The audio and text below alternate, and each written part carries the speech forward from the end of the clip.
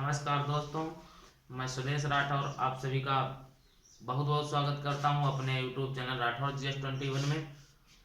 दोस्तों, आज हम आपको बताएंगे नंबर सिस्टम, संख्या पद्धति।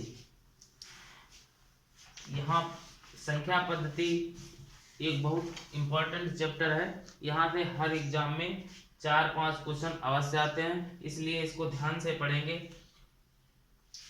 तो दोस्तों, सबसे पहले हम स्टार्ट करते हैं, आपको बताते हैं नंबर सिस्टम। नंबर सिस्टम में क्या है? सबसे पहला पॉइंट है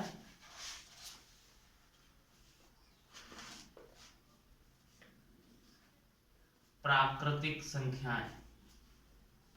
प्राकृतिक संख्याएं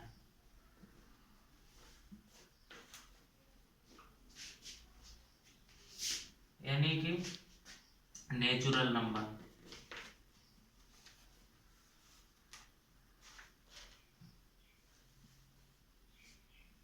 तो नेचुरल नंबर क्या होते हैं?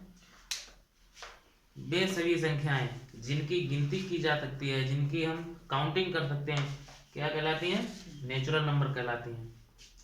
वे सभी संख्याएं जिनकी हम काउंटिंग कर सकते हैं या गिनती कर सकते हैं, क्या कहलाती हैं? Natural number. जैसे 1 2 3 4 5 6 7 8 9 डाटा इसी प्रकार अनंत तक। तो दोस्तों, नेचुरल नंबर क्या होते हैं? जिनकी हम काउंटिंग कर सकते हैं।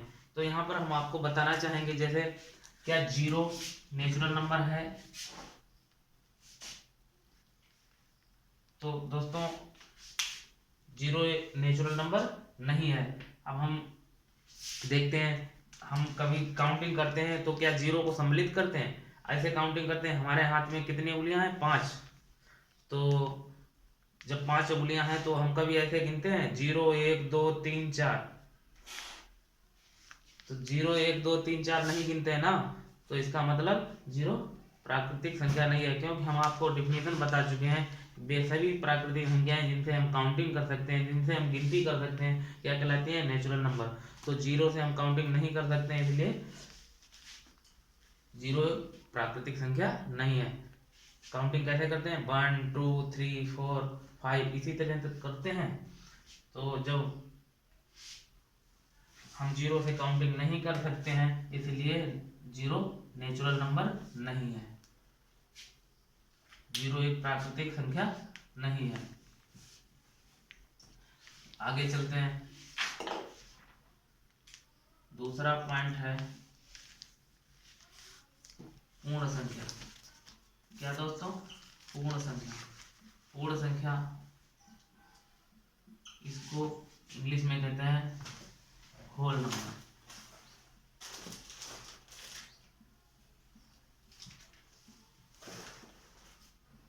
होल नंबर इसे W से प्रदर्शित करते हैं। तो पूर्ण संख्याएं क्या होती हैं दोस्तों? वे सभी प्राकृतिक संख्याएं, वे सभी प्राकृतिक संख्याएं, वे सभी प्राकृतिक संख्याएं जिसमें 0 भी सम्मिलित कर लिया जाए, क्या कहलाती हैं? होल नंबर कहलाती हैं। वे सभी प्राकृतिक संख्याएं जिसमें 0 को भी सम्मिलित कर लिया जाए, क्या कहलाती हैं? प्राकृतिक संख्याएं कहलाती हैं। जैसे 0 1 2 3 4 5 6 7 8 9 इसी प्रकार डाटा अनंत तक। तो इसमें दोस्तों 0 को भी सम्मिलित कर लिया गया है। तो 0 को सम्मिलित, अगर प्राकृतिक संख्याओं में 0 को भी सम्मिलित कर लिया जाए तो क्या बन जाती है?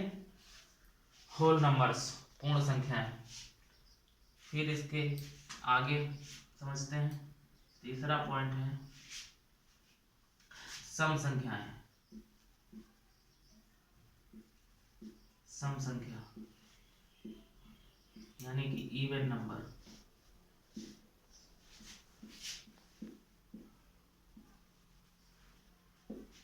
इवन नंबर क्या होता है? वे सभी प्राकृतिक संख्याएं वे सभी प्राकृतिक संख्याएं जो 2 से डिवाइड होती हैं क्या कहलाती हैं? इवन नंबर कहलाती हैं। वे सभी प्राकृतिक संख्याएं जो 2 से पूर्णतया विभाजित होती हैं ये क्या कहलाती हैं? सम संख्याएं कहलाती हैं। तो हम देखते हैं, हम प्राकृतिक संख्याओं को रखकर देखते हैं कौन सी सम संख्याएं हैं जो 2 से कंप्लीट विभाजित होती हैं। जैसे पहले हम रखेंगे 1। 1 क्या 2 से विभाजित होता है? ये 2 से विभाजित नहीं होता है, इसलिए इसको हम चलिए फिर से बताते हैं। 1 2 3 4 5 6 7 8 9 10 डाटा इसी प्रकार। तो हम पहले 1 को देखते हैं। 1 2 से विभाजित है? नहीं है, तो ये इवन नंबर नहीं होगा। 2 से विभाजित है?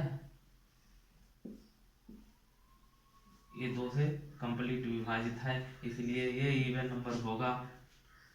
3 को देखते हैं। 3 2 से विभाजित होता है? ये 2 से विभाजित नहीं होगा, तो ये इवन नंबर नहीं होगा, यानी कि ये सम संख्या 3 भी सम संख्या नहीं है। फिर 4 को देखते हैं। 4 क्या 2 से कंप्लीट डिवाइड होगा? तो 4 2 1 2 2 दूनी 4, यानी कि 4 2 से कंप्लीट डिवाइड होता है, इसलिए 4 इवन नंबर है। फिर 5 देखते हैं। 5 क्या 2 से कंप्लीट विभाजित है? तो ये भी 2 से कंप्लीट विभाजित नहीं होता है, इसलिए ये इवन नंबर नहीं होगा। फिर 6 को देखते हैं। 6 को देखते हैं। 6 क्या 2 से कंप्लीट विभाजित है? 2 1 2 2 3 6, यानी कि 6 भी 6 कंप्लीट विभाजित है, इसलिए ये इवन नंबर होगा। फिर इसके बाद देखते हैं 7। क्या 7 इवन नंबर है या ऑड नंबर है? तो ये 2 से कंप्लीट विभाजित नहीं होता है, इसलिए ये ऑड नंबर होगा, यानी कि इवन नंबर नहीं होगा, सम संख्या नहीं होगी। 8 भी 2 से कंप्लीट विभाजित हो जाता है, इसलिए ये इवन नंबर है। 9 ये भी नहीं होगा। 10 ये होगा। तो इसका मतलब क्या है? एक को छोड़कर एक संख्या इवन नंबर है। एक करके एक छोड़ते जाते हैं और एक इवन संख्या प्राप्त होती जाती है। तो हम कौन कौन सी इवन संख्या है? वे सभी संख्याएं जो 2 से विभाजित हों। तो 2 से विभाजित 2 4 6 8 10 12 डॉट इसी प्रकार अनंत तक। तो दोस्तों एक क्वेश्चन बनता है, क्या 0 इवन नंबर है या ओड नंबर है? जीवन ये 0 जो है ये सम संख्या है या विषम संख्या है? तो दोस्तों हम इसको डिवाइड करके देखते हैं 2 से। हम आपको डेफिनेशन बता चुके हैं कि जो संख्या 2 से विभाजित होती है वो सम संख्या कहलाती है। तो ये 2 से विभाजित होती है, तो हाँ बिल्कुल विभाजित होती है। ये 2 से विभाजित करने पर स्वयं वही संख्या आ जाती है, यानी कि 0 आ जाती है, इसलिए ये एक सम संख्या है। 0 एक कैसी संख्या है? सम संख्या है। फिर इसके बाद अगला है, नंबर 4 विषम संख्या। विषम संख्या दोस्तों, विषम संख्या से ऑड नंबर कहते हैं।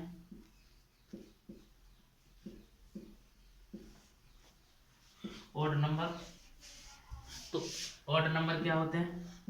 विषम संख्या क्या होती है? वे सभी प्राकृतिक संख्याएं जो 2 से कंप्लीट विभाजित नहीं होती हैं। वे सभी प्राकृतिक संख्याएं जो 2 से कंप्लीट विभाजित नहीं होती हैं क्या कहलाती हैं? ऑड नंबर कहलाती हैं, यानी कि विषम संख्या कहलाती हैं। जैसे 1 3 5 7 7 9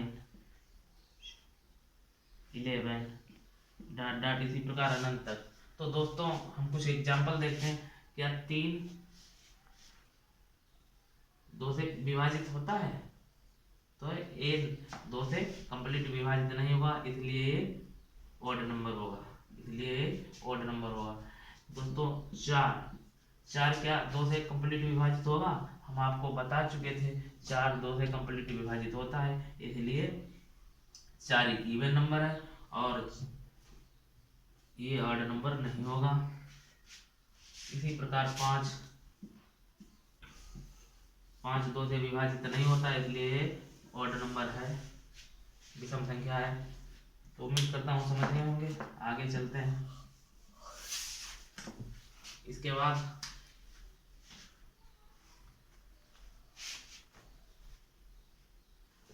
हम आपको बता दें पूर्णांक संख्या। पूर्णांक संख्या पूर्णांक संख्या यानी कि इंटीजर नंबर।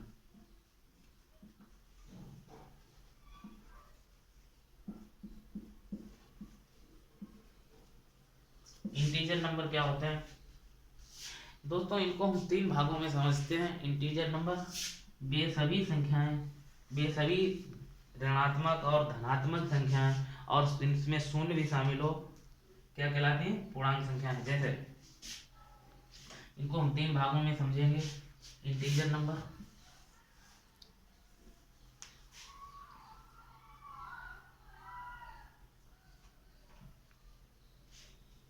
इधर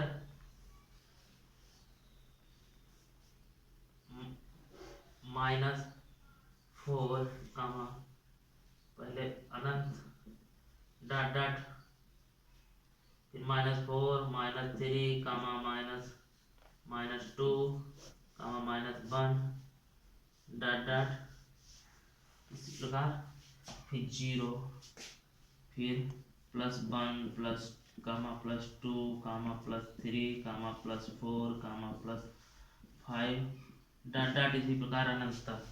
तो दोस्तों इनको हम 3 भागों में समझते हैं।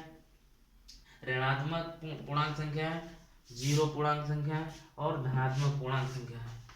यानी कि ऋणात्मक पूर्णांक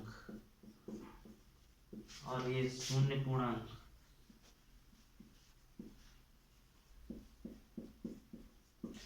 ये धनात्मक पूर्णांक।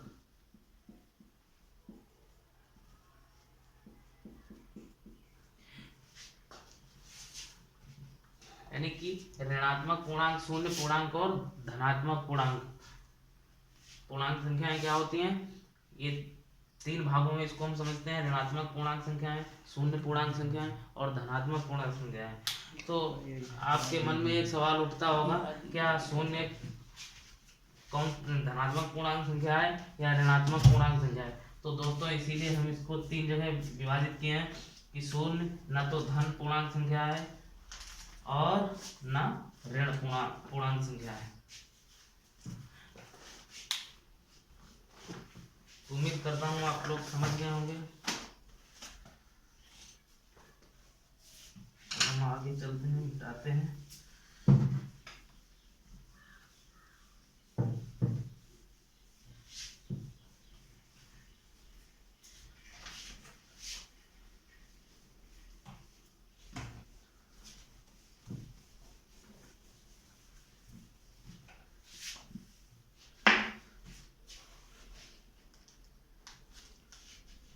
अगला है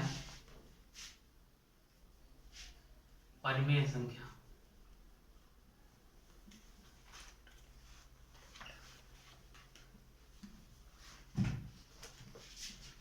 यानी कि रेशनल नंबर।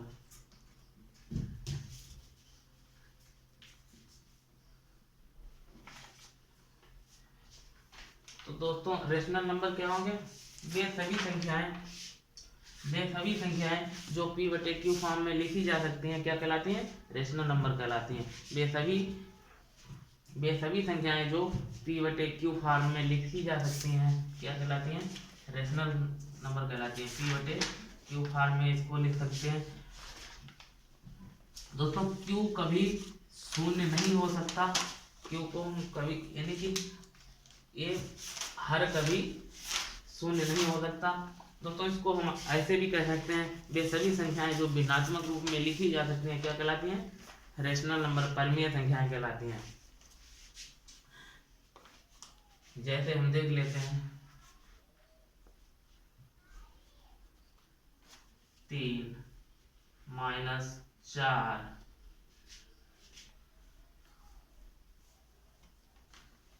0 22/7। तो दोस्तों हम 3 क्या है, इसको हम p बटे क्यू फॉर्म में लिख सकते हैं। 3 के बटे 1 होता है इसलिए परिमेय संख्या है। -4 इसको भी हम p बटे क्यू फॉर्म में लिख सकते हैं क्योंकि इसके भी बटे 1 होता है, तो ये परिमेय संख्या है। फिर इसके बाद 0 क्या परिमेय संख्या है? तो दोस्तों ये परिमेय संख्या है, इसको भी हम p बटे क्यू फॉर्म में लिख सकते हैं, तो ये परिमेय संख्या है। फिर इसके बाद 22/7 ये p बटे क्यू फॉर्म में है, इसीलिए ये तो पहले से ये 22/7 p बटे क्यू फॉर्म में है, इसलिए ये परिमेय संख्या है। तो दोस्तों परिमेय संख्या आप समझ गए होंगे। हम आपको पहले बता चुके थे इंटीजर नंबर की धन पूर्णांक संख्याएं और जीरो पूर्णांक संख्याएं और ऋण पूर्णांक संख्याएं, ये सभी संख्याएं जो p बटे क्यू फॉर्म में लिखी जा सकती हैं क्या कहलाती हैं? परिमेय संख्याएं कहलाती हैं, रेशनल नंबर कहलाती हैं। फिर इसके बाद नेक्स्ट होता है अपरिमेय संख्या। नेक्स्ट पॉइंट है अपरिमेय। दोस्तों अपरिमेय संख्या यानी कि इरेशनल नंबर।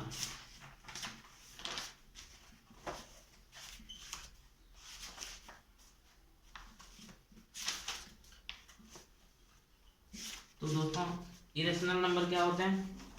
अपरिमेय संख्याएं क्या होती हैं? वे सभी संख्याएं जिनको हम p बटे क्यू फॉर्म में नहीं लिख सकते हैं क्या कहलाती हैं? बहुत ही ध्यान से समझेंगे कि वे सभी संख्याएं जो p बटे क्यू फॉर्म में नहीं लिखी जा सकती हैं क्या कहलाती हैं? अपरिमेय संख्याएं कहलाती हैं, जिनको हम p बटे क्यू फॉर्म में नहीं लिख सकते हैं, यानी कि जिनको हम भिन्नात्मक रूप में नहीं लिख सकते, क्या कहलाती हैं?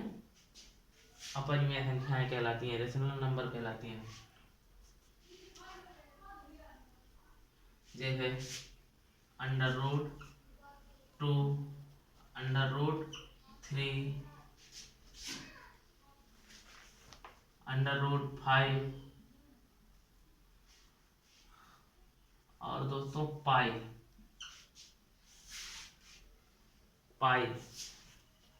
एक कैसी संख्या है? अपरिमेय संख्या है।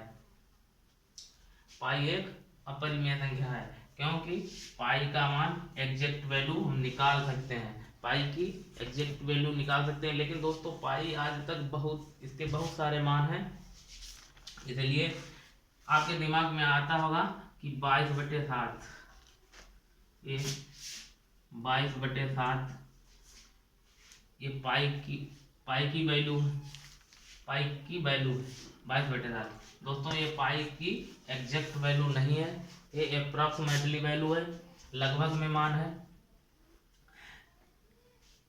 आप इसको भाग करके देखेंगे, 22/7 को भाग करके देखेंगे तो 5-6 अंकों के बाद ये रिपीट होने लगेगा, इसलिए ये इसका एग्जैक्ट मान नहीं निकलता है, इसलिए ये परिमेय संख्या है। और पाई का एग्जैक्ट मान निकलेगा, इसलिए ये अपरिमेय संख्या है। उम्मीद करता हूँ समझ गए होंगे। अक्सर कंफ्यूजन रहता है कि पाई और 22/7 में कि पाई एक कैसी संख्या है, ये अपरिमेय संख्या है, 22/7 ये परिमेय संख्या है। जब आगे चलते हैं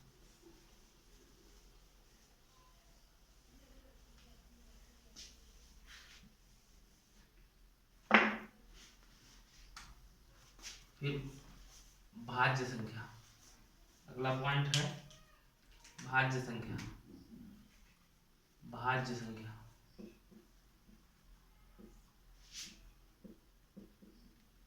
भाज्य संख्या नहीं, कंपोजिट नंबर।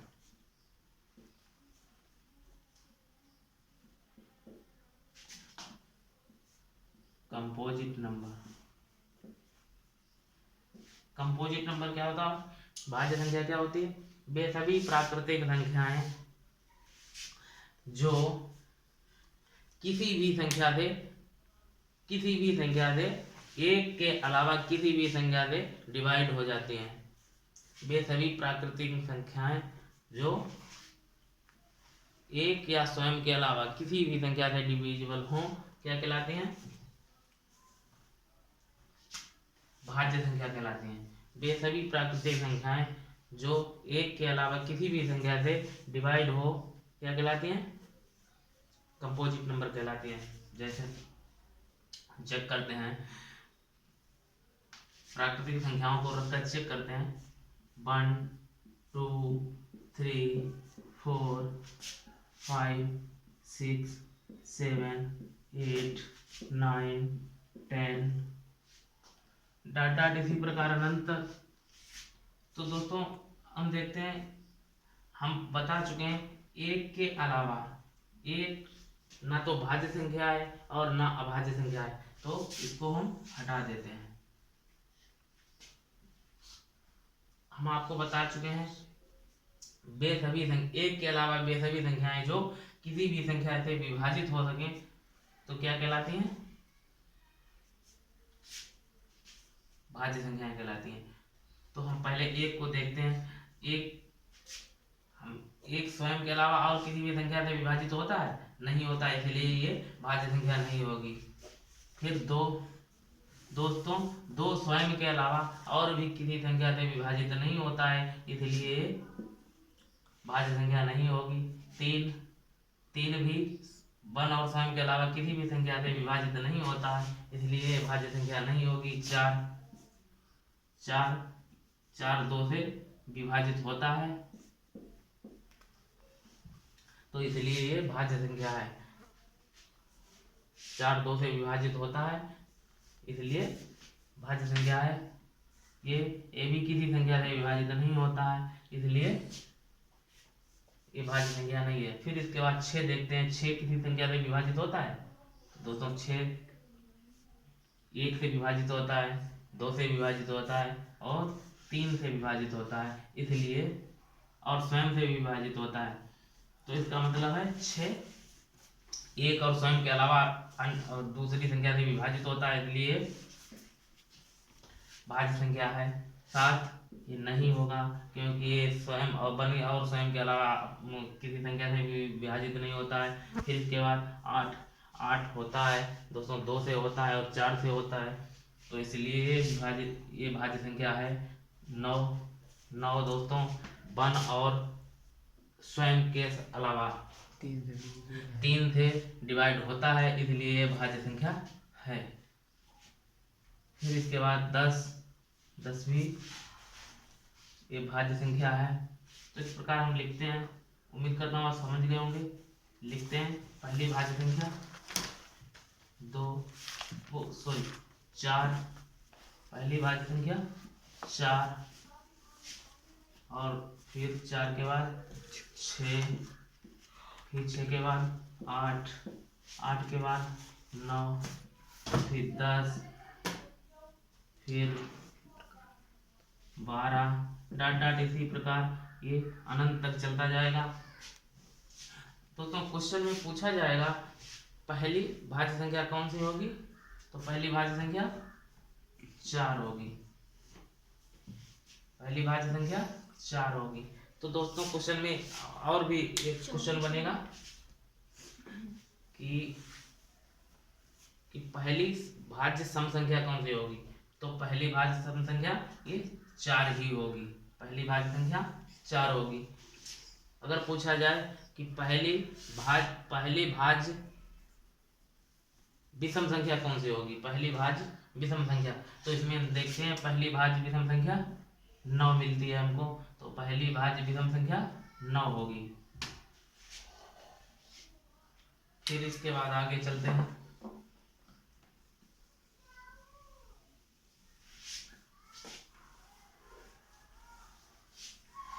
नेक्स्ट पॉइंट है अभाज्य संख्या। हम लिख देते हैं 4, 6, 8, 9, 10, 12 डॉट डॉट अभाज्य संख्या। दोस्तों बहुत सारे क्वेश्चन करवाऊंगा, इसमें कोई डाउट नहीं रहेगा, जितने डाउट होंगे सब क्लियर करवा देंगे। अभी हम आगे बहुत सारे क्वेश्चन करवाएंगे। अभाज्य संख्या, अभाज्य संख्या प्राइम नंबर।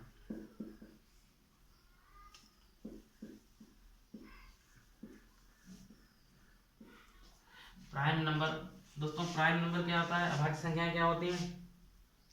बेसभी संख्याएं, बेसभी संख्याएं जो एक के अलावा बेसभी संख्याएं क्या, जो स्वयं और एक के अलावा और किसी भी संख्या से डिविजिबल ना हो। बेसभी संख्याएं जो स्वयं वन और स्वयं के अलावा किसी भी संख्या से विभाजित ना हो सके क्या कहलाती हैं? अभाज्य संख्याएं कहलाती हैं। या इसको इस प्रकार भी समझ सकते हैं कि वे सभी संख्याएं जिनके ज़्यादा से ज़्यादा 2 ही फैक्टर किए जा सकते हैं, जिनके ज़्यादा से ज़्यादा 2 ही फैक्टर हो सके क्या कहलाती हैं? अभाज्य संख्याएं कहलाती हैं। तो दोस्तों समझते हैं, हम नेचुरल नंबर को रखकर 1, 2, 3, 4, 5, 6, 7, 8, 9 डॉट इसी प्रकार। तो दोस्तों हम बता चुके हैं एक के अलावा वे सभी प्राकृतिक संख्याएं वे जो जिनके ज्यादा से ज्यादा कितने फैक्टर हो सके? 2 ही फैक्टर हो सके क्या कहलाती हैं? अभाज्य संख्याएं कहलाती हैं। तो दोस्तों देखते हैं 2 के कितने फैक्टर हो सकते हैं। या तो 1 होगा और फिर स्वयं यानी कि 2। तो इसका मतलब 2 एक प्राकृतिक संख्या है, सॉरी अभाज्य संख्या है। 2 एक कैसी संख्या है? अभाज्य संख्या है, क्योंकि इसके हम आपको बता चुके हैं इसकी डिफिनेशन। इसके ज़्यादा से ज़्यादा 2 ही फैक्टर किए जा सकते हैं, या 1 और स्वयं के अलावा किसी भी संख्या से डिविजिबल नहीं है, तो क्या कहलाती है? अभाज्य संख्या कहलाती है। तो 2 एक ऐसी संख्या है जो 1 या तो 1 से कटेगी या फिर स्वयं से कटेगी। फिर आगे देखते हैं 3 या तो 1 से कटेगी या फिर स्वयं से कटेगी। 3 के अधिक से अधिक कितने फैक्टर हो सकते हैं? 2 ही फैक्टर हो सकते हैं। फिर इसके बाद 4 दोस्तों, 4 क्या, इसके कितने फैक्टर हो? 1 से कटेगी, फिर 2 से भी कट सकती है, फिर ये स्वयं से कटेगी। तो हम आपको बता चुके थे कि जिसके ज़्यादा से ज़्यादा 2 ही फैक्टर किए जा सकते हैं, या फिर जो एक और स्वयं के अलावा किसी भी संख्या से डिवाइड नहीं होती है, तो वो अभाज्य संख्या कहलाती है। तो 4 दोस्तों ये 2 से 1 से कटती है और स्वयं से कटती है, उसके अलावा 2 से भी कटती है, इसलिए भाज्य संख्या होगी, अभाज्य नहीं होगी।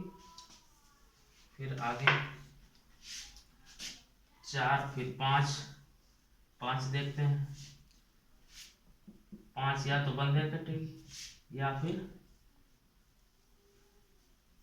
5 1 से कटेगी या फिर स्वयं से कटेगी। तो इसका मतलब इसके ज़्यादा से ज़्यादा 2 ही फैक्टर हो सकते हैं, 2 ही गुणनखंड हो सकते हैं, इसलिए अभाज्य संख्या है। फिर इसके बाद 6 दोस्तों ये भाज्य संख्या है, क्योंकि इसके 1 2 के अलावा और भी फैक्टर हो सकते हैं, जैसे 1, फिर 2 से भी ये विभाजित होगी, फिर 3 से भी विभाजित होगी, फिर स्वयं से भी होगी। इसके 4 फैक्टर हो सकते हैं, इसलिए ये भाज्य संख्या है, अभाज्य संख्या नहीं है। इसी प्रकार 7 ये अभाज्य संख्या होगी, 8 ये भाज्य संख्या होगी, 9 ये 3 से भी कट सकती है, इसलिए भाज्य संख्या होगी। तो इसी प्रकार ये अनंत तक चलता जाएगा। उम्मीद करता हूँ दोस्तों समझ गए होंगे। फिर आगे अगला पॉइंट है सह अभाज्य को प्राइम नंबर। दोस्तों सह अभाज्य संख्याएं क्या होती हैं? वे सभी संख्याएं जिनका HCF 1 हो, वे सभी संख्याएं जिनका मात्रा केवल 1 हो क्या कहलाती हैं? सह अभाज्य संख्याएं कहलाती हैं। जिसका HCF कितना हो? 1 हो। जिसका HCF 1 हो। तो दोस्तों देखते हैं संख्याएं, जैसे 3, 5,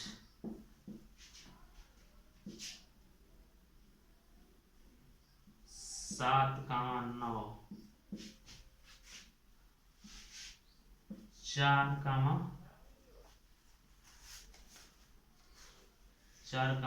9। तो दोस्तों इसमें हम देखते हैं 3 और 5, इसमें इसका HCF निकालेंगे, कितना निकलेगा? 1 निकलेगा। तो इसका मतलब सहअभाज्य संख्या है। हम आपको बता चुके हैं वे सभी संख्याएं जिसका HCF 1 हो, हाईएस्ट कॉमन फैक्टर कितना हो? 1 हो, क्या कहलाती हैं? सहअभाज्य संख्याएं कहलाती हैं। इसके बाद 7 और 9 की हम निकालेंगे, इसका HCF निकालेंगे तो कितना निकलेगा? 1 निकलेगा। 4 और 9 का हम निकालेंगे तो इसका HCF कितना निकलेगा? 1 निकलेगा। तो दोस्तों ये सभी संख्याएं कैसी संख्याएं? सह अभाज्य संख्याएं। आपके दिमाग में ये चल रहा होगा कि 4 2 से डिवाइड होता है, 9 3 से डिवाइड होता है, तो ये क्या है? सहअभाज्य संख्या है? तो दोस्तों हैं ये सहअभाज्य संख्या, आपस में सहअभाज्य संख्या है इसलिए क्योंकि इनका HCF 1 है। आपस ये 2 से डिवाइड हो, 4 2 से डिवाइड होता है और 9 3 से डिवाइड होता है, लेकिन ये आपस में सहअभाज्य संख्या है। उम्मीद करता हूँ दोस्तों समझ गए होंगे। इसके आगे चलते हैं। अब यहाँ तक क्लियर हो गया तो चलिए आगे।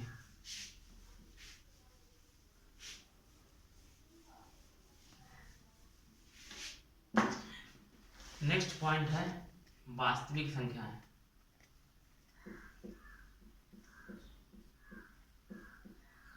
वास्तविक संख्याएं यानी कि रियल नंबर। दोस्तों रियल नंबर क्या होते हैं? वे सभी परिमेय और अपरिमेय संख्याएं रियल नंबर कहलाती हैं। क्या? वे सभी परिमेय तथा अपरिमेय संख्याएं, इंटीजर दोस्तों परिमेय यानी कि रेशनल नंबर और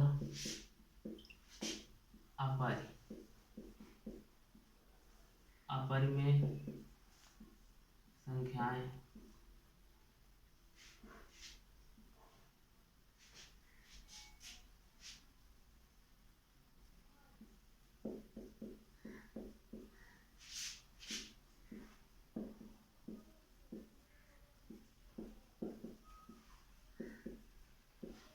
परिमेय और अपरिमेय दोनों प्रकार की संख्याएं क्या कहलाती हैं? वास्तविक संख्याएं कहलाती हैं, रियल नंबर कहलाती हैं। यानी रेशनल नंबर और इरेशनल नंबर दोनों प्रकार की संख्याएं क्या कहलाती हैं? वास्तविक संख्याएं कहलाती हैं। हम आपको बता चुके थे परिमेय और अपरिमेय संख्याएं पहले। इसके बाद नेक्स्ट पॉइंट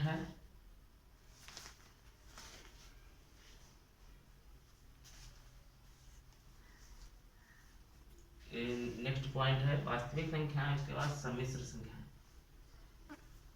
दोस्तों पहले हम बता देते हैं काल्पनिक संख्याएं। काल्पनिक संख्याएं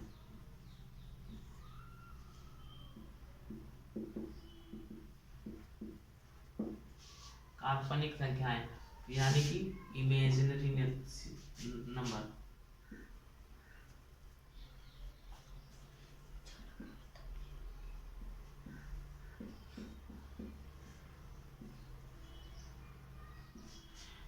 दोस्तों इमेजिनरी नंबर क्या होते हैं? वे सभी संख्याएं जिनकी हम केवल कल्पना कर सकते हैं, वे सभी संख्याएं जिनकी हम कल्पना कर सकते हैं क्या कहलाती हैं? इमेजिनरी नंबर कहलाती हैं। जैसे हम इनको समझते हैं अंडर रूट -5 कामा अंडर रूट -3 कामा अंडर रूट -2 कामा अंडर रूट -7। तो दोस्तों ये सभी संख्याएं क्या है? इमेजिनरी नंबर है, इनकी हम कल्पना कर सकते हैं, इनकी एग्जैक्ट वैल्यू हम निकाल नहीं सकते। जैसे आई बराबर, इनको आयोटा से प्रदर्शित करते हैं, आयोटा से, तो आयोटा हम आई से प्रदर्शित करते हैं। जैसे अंडर रूट 7 है -7, तो हम इसको लिख सकते हैं अंडर रूट 7 अंडर रूट -1। तो आई का मान होता है अंडर रूट -1, आई स्क्वायर का मान होता है 1, आई स्क्वायर का मान होता है -1। तो दोस्तों यहाँ पर हम लिख सकते हैं अंडर रूट 7, तो आई का मान हम बता चुके हैं -1 होता, अंडर रूट -1 होता है, तो इसको हम आई लिख सकते हैं अंडर रूट 7 आई। तो उम्मीद करता हूँ आप ये समझ गए होंगे। इसके आगे नेक्स्ट पॉइंट है सम्मिश्र संख्याएं। दोस्तों सम्मिश्र संख्या, कॉम्प्लेक्स नंबर,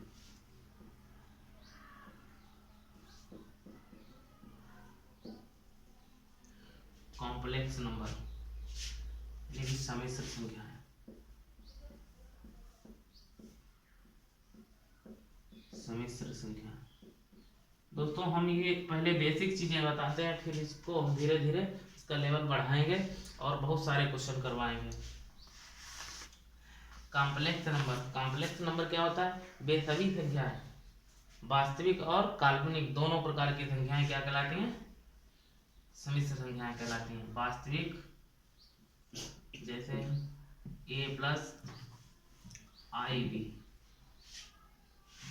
कैसी संख्या है? एक कॉम्प्लेक्स नंबर है, सम्मिश्र संख्या है। फिर इसके बाद और भी हम एग्जांपल देखते हैं, 2+3i, कैसी संख्या है? कॉम्प्लेक्स नंबर है, सम्मिश्र संख्या है। इसमें वास्तविक और काल्पनिक दोनों प्रकार की संख्याएं आती हैं, सम्मिश्र संख्याएं कहलाती हैं।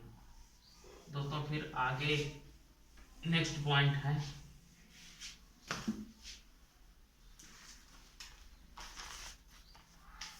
हम आपको बताते हैं फेस वैल्यू। फेस वैल्यू यानी कि अंकीय मान, अंकीय या जातीय मान, अंकीय मान या जातीय मान। तो दोस्तों फेस वैल्यू क्या होती है? हम कोई संख्या लेते हैं, जैसे 1 1 2 5 6 7। तो दोस्तों इसमें पूछा जाए कि 6 का अंकीय मान क्या होगा या 6 का जातीय मान क्या होगा, तो दोस्तों जातीय या अंकीय मान क्या होता है? वही संख्या, स्वयं की संख्या होती है। जिस संख्या का अंकीय या जातीय मान पूछा जाता है क्या कहलाती है? स्वयं की वही संख्या होती है। जैसा कि हम इसमें देखेंगे, समझने के लिए देख लेते हैं फेस। फेस का मतलब स्वयं का चेहरा, वो स्वयं, फेस मतलब चेहरा, तो स्वयं का चेहरा होती है, वही संख्या होती है जिस संख्या को पूछा जाता है, जिस संख्या का अंकीय या जातीय मान पूछा जाता है वो स्वयं की संख्या होती है। तो इसमें 6 का जातीय मान क्या होगा? वो स्वयं की संख्या होगी, 6 ही होगी। अगला समझ लेते हैं 8 7 8 7 9 5। इसमें 8 का जातीय मान या अंकीय मान ज्ञात कीजिए। तो दोस्तों 8 का अंकीय मान जैसा कि हम बता चुके हैं वो स्वयं ही वो ही संख्या होती है, तो 8 का जातीय मान 8 ही होगा। आगे समझ लेते हैं। 5 9 5 9 4 3, तो 3 का जातीय मान क्या होगा, तो वो 3 का जातीय मान 3 होगा, स्वयं वही संख्या होती है। तो उम्मीद करता हूँ समझ गए होंगे। आगे नेक्स्ट पॉइंट है प्लेस वैल्यू।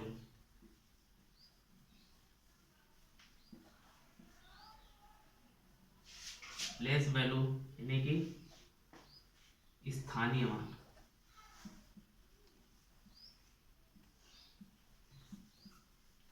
दोस्तों प्लेस वैल्यू क्या होती है, स्थानीय मान क्या होता है, जहां पर जो संख्या होती है हम उसको देखते हैं, उसके स्थान को देखते हैं, उसके दाएं ओर जितनी भी संख्याएं होती हैं उतने शून्य लगा देते हैं, उसका स्थानीय मान कहलाते हैं। दोस्तों जैसे हम देखते हैं 8 8 9 5 6 7, तो इसमें हम पहले कि 7 का, इसको यहाँ इधर से देखते हैं, इकाई दहाई सैकड़ा हजार 10,000 10,000। तो दोस्तों हम इसमें देखते हैं इधर से इकाई दहाई सैकड़ा हजार 10,000।